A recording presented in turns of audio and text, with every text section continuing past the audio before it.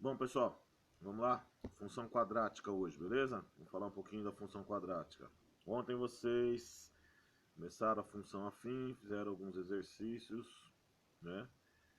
E dando sequência aí, que a maioria dos exercícios aí, na realidade, é de função quadrática. Vamos lá, função quadrática então.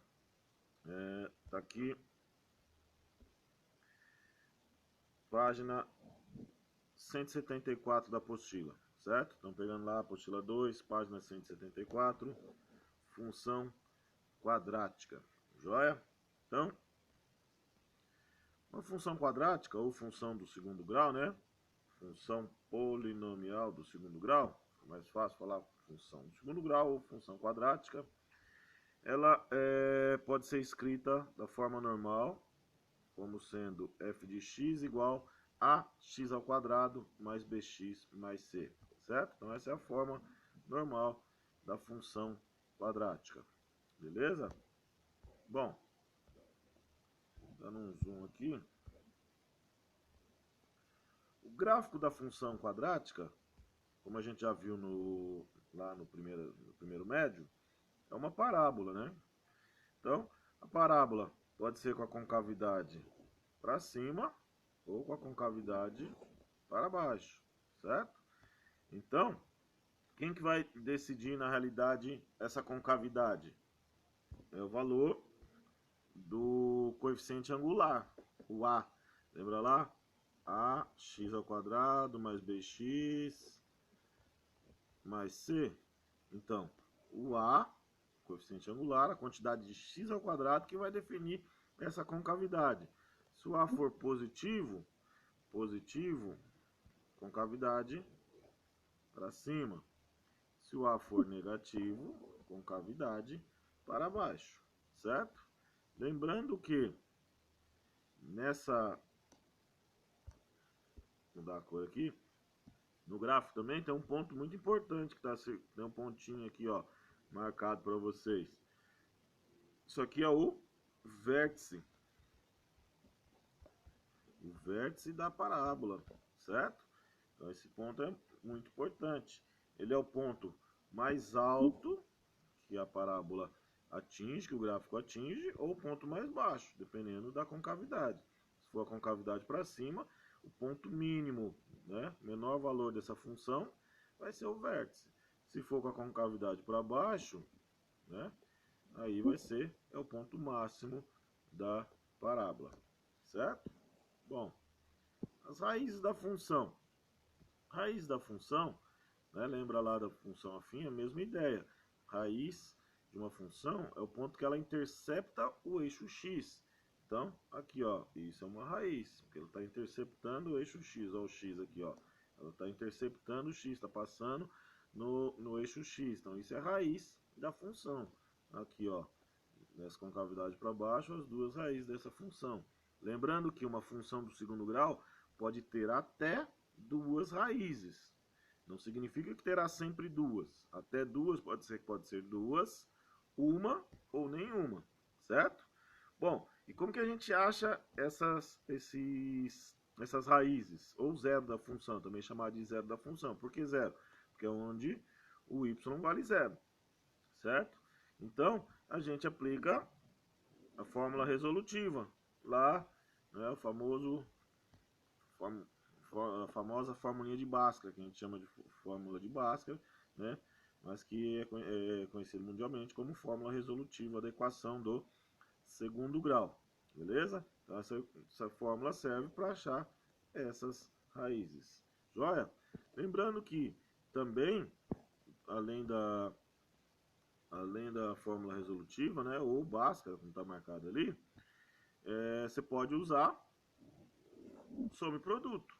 Tem algumas equações que é mais fácil usar sobreproduto, né? Lembra que eu comentei lá? A desvantagem da sobreproduto é que ela não resolve todas, né? O Bhaskara, né? A resolutiva já resolve. Mas fiquem à vontade se quiser usar sobreproduto. A gente vai voltar, inclusive, nesse assunto quando a gente for ver mais lá no final do ano, quando a gente for ver as relações de Girard, certo? Beleza. Continuando aqui, quem vai definir para mim a quantidade de vezes que que intercepta o eixo x, ou seja, a quantidade de raízes da equação vai ser o delta. Então, o delta define para mim quantas raízes eu vou encontrar. Se o delta for positivo, ó, positivo, nós vamos encontrar duas raízes, certo? Dois pontos que intersectam o eixo x, ou seja, as raízes. Se o delta for zero, vai encostar em um ponto do eixo x. E se o delta for menor que zero, ou seja, negativo, não intersecta, ou seja, não encosta no eixo x, ou seja, zero raízes. Certo? Beleza. Continuando aqui, uma tabelinha, bem simplesinha, bem basicona. Eu gosto de fazer essa tabelinha com vocês para mostrar. Então, são dois pontos importantes para nós, para definir esse gráfico dessa função. O valor de delta, certo? Que vai definir se encosta duas vezes, ó, uma, duas aqui, ó, no delta positivo, tá vendo? Se o delta for zero, o que vai acontecer? Encosta uma vez só, uma vez, né? E se o delta for negativo, o que vai acontecer? Ele não encosta, ó, não encosta no eixo x, aqui, ó, tá vendo? O espaço aqui, ó, não encosta no eixo x. Então o delta define a quantidade de vezes que encosta no eixo x, ou seja, a quantidade de raízes. E o coeficiente angular? Ó, o coeficiente angular. O A. O que o A vai definir para mim? Se a concavidade é para cima, ó, as três estão para cima. Ou se a concavidade é para baixo, certo? E daí, juntando os dois. Se o delta... Opa, vamos lá, pegando meu lapisinho. Se o delta for positivo e se o A for positivo, o que vai acontecer? O A positivo, concavidade para cima, tá vendo? Delta positivo encosta em dois pontos, então tem o x1 e o x2, certo? E se o A for negativo com esse delta positivo também, a mesma ideia, encosta em dois, tem dois pontos, duas raízes, porém a concavidade está para baixo, certo? Se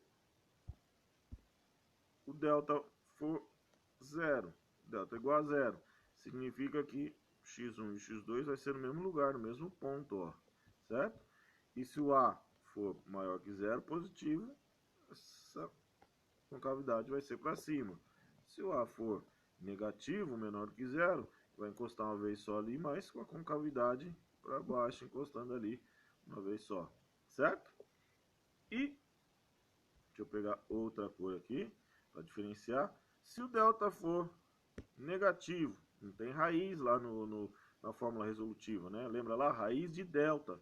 Delta negativo não tem raiz quadrada dos números negativos no conjunto dos números reais. E a gente está no conjunto dos números reais, então não tem raiz. Se não tem raiz, não vai ter solução. Então não tem raiz aqui, ó. Certo? Então, daí quando A é positivo, a concavidade está para cima sem encostar no eixo X. E se o A for negativo, a concavidade vai ser para baixo, ó, sem encostar no eixo X. Beleza? Joia! Então tá aqui o nosso quadrinho. Lá em cima eu comentei para vocês do vértice da parábola, certo? O vértice, ó. Aqui o vértice. O vértice tem um eixo de simetria, deixa aqui mesmo, tem um eixo de simetria, ele divide como se fosse um espelho. E se você dobrar ali, essa parábola encosta exatamente essa parte aqui, encosta exatamente do mesmo jeitinho desse lado aqui, vai ter o mesmo desenho dos dois lados igualzinho. Ele é o eixo de simetria, ele tem o mesmo desenho para os dois lados dele, certo? E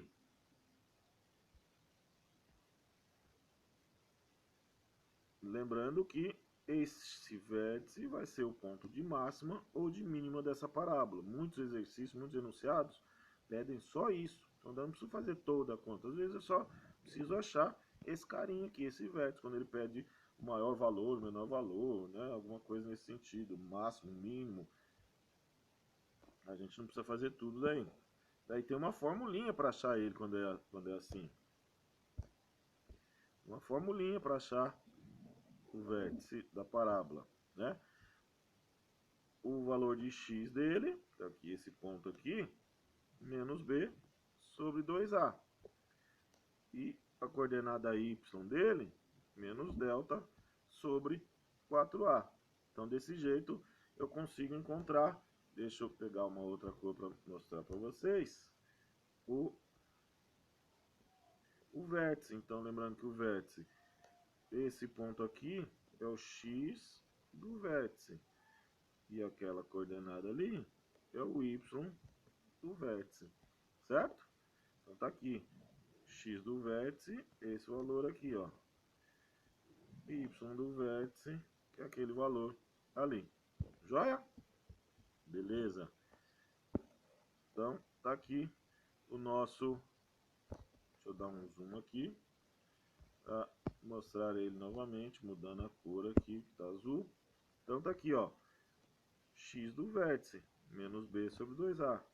Y do vértice, menos delta sobre 4a, certo? Daí ponto máximo, quando a concavidade está para baixo. E ponto mínimo, quando a concavidade está para cima. E do mesmo jeito, tá aqui o x do vértice e o y do vértice. Beleza? Joia. E só para encerrar, tem a parte do conjunto imagem. O que é o conjunto imagem? Lembrando que o conjunto domínio de uma equação quadrática, né, do segundo grau, é reais. Pode substituir qualquer valor no lugar do x, não tem restrição nenhuma na função quadrática. E o conjunto imagem? Conjunto imagem, o contradomínio é y todo, né? Lembrando, domínio é o x, contradomínio é o y. A imagem é o que usa do y. E aí depende da função, né? Quando você tem, vou pegar até outra cor aqui para não misturar ali. Você pega o y do vértice, concavidade para cima, é desse ponto para o infinito positivo do y. Usa tudo isso do y daqui para cima, certo? Então, conjunto imagem de uma função do segundo grau quadrática depende do y do vértice, né? O menos delta sobre 4a lá, beleza? E se a concavidade for para baixo, a mesma ideia, depende então do vértice, né? Mas mais precisamente do y do vértice, né? É o ponto máximo dele. E é dele para o infinito negativo agora, daqui para o infinito negativo. Dele para baixo vai ser utilizado, vai ser a imagem dessa função. Beleza? Bom, com isso aí então vocês já estão aptos a fazer alguns exercícios lá que eu vou passar para vocês no Classroom, certo? Então a parte teórica de equação quadrática já está aí. Beleza, pessoal? Aguardo vocês lá no Classroom, então.